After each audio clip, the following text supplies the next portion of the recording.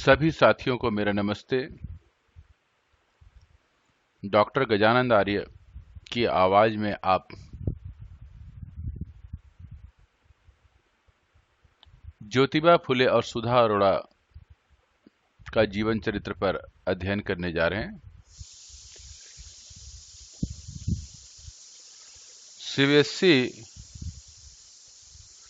कक्षा 11वीं हेतु निर्धारित अंतरा भाग 1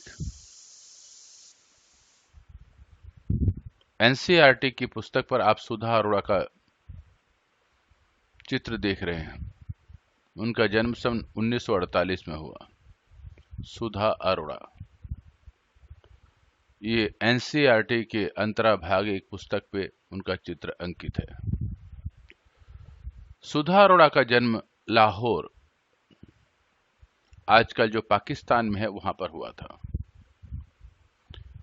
उच्च शिक्षा कलकत्ता विश्वविद्यालय से की थी उन्होंने। इसी विश्वविद्यालय के 2 कॉलेजों में उन्होंने 1969 से लेकर 1971 तक अध्यापन कार्य किया। अध्यापन का मतलब पढ़ाया। कथा साहित्य में सुधा अरोड़ा का नाम चर्चित है। चर्चित का मतलब प्रसिद्ध है। जब कथा साहित्य के विषय में चर्चा की जाती है तो सुधा अरोड़ा का नाम अवश्य लिया जाता है। उनके कहानी संग्रह प्रकाशित हैं बगैर तराशे हुए, युद्ध विराम, महानगर की भौतिकी, काला शुक्रवार, कांसे का गिलास और औरत की कहानी। संपादित का मतलब होता है प्रकाशित है। ये उनकी कहानियां लगभग सभी भारतीय भाषाओं के अतिरिक्त कई विदेशी भाषाओं में अनुदित हैं। अर्थात उन्होंने जो कहानियां लिखी हैं, उन कहानियों को भारतीय अन्य भाषाओं के अलावा विदेश की अन्य भाषाओं में अनुवाद किया गया है। अनुदित का मतलब अनुवाद किया गया है। उन्होंने भारतीय महिला कलाकारों के आत्मकथ्यों के 2 संकलन, दहलीज को लांघते हुए और पंखों की उड़ान, तैयार की है। भारतीय महिला कलाकार, ऐसे भारतीय महिलाएं जो अपनी कला के क्षेत्र में पहचान बनाई हुई हैं, उनके आत्मकथ्यों को अर्थात उनके जीवन का वर्णन करते हुए उनसे बातचीत करने के बाद जो उन्हें सुख और दुख की पीड़ा हुई है और जीवन के ऊंचे उड़ान के लिए उन्होंने जो संघर्ष किया है, उस पर आधारित ये दोनों लेख उन्होंने लिखा है।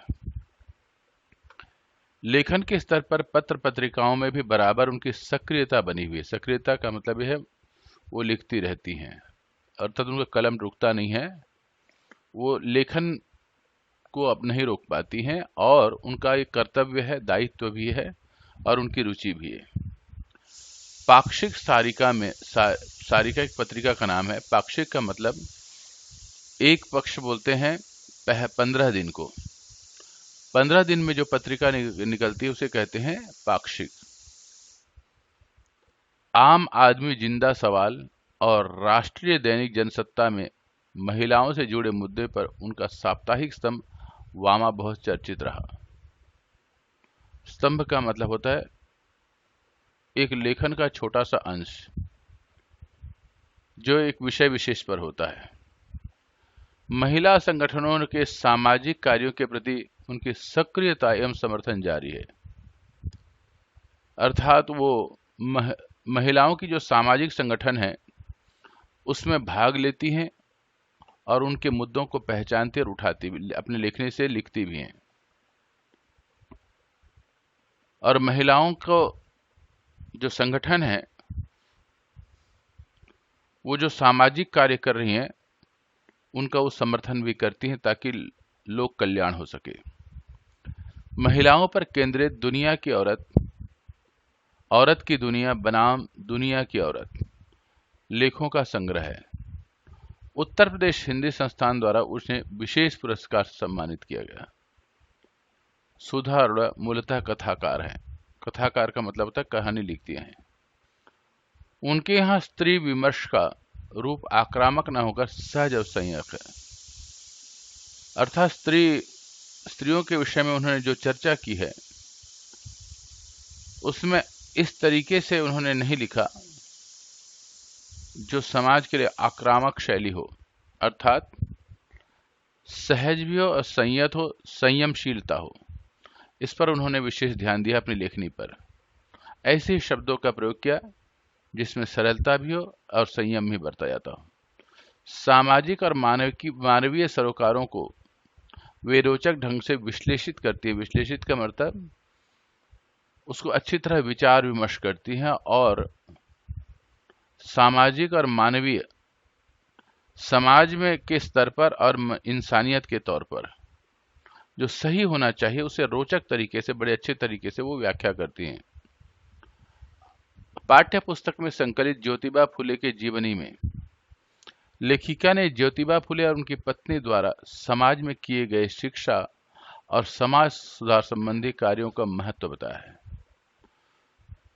सामाजिक और धार्मिक रूढ़ियों का विरोध कर, धार्मिक और सामाजिक रूढ़ी का मतलब यह है समाज में और धर्म में ऐसी परंपराएं हैं जो वैज्ञानिक दृष्टि से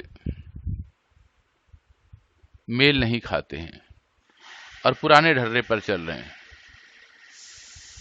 उनका उन्होंने विरोध किया और कहा कि इसमें परिवर्तन होना चाहिए। उन्होंने दलितों, शोषितों और स्त्रियों की समानता के हक की लड़ाई लड़ी। हमारे भारतीय समाज में दलित का मतलब होता है निम्न वर्ग, छोटे वर्ग के लोग।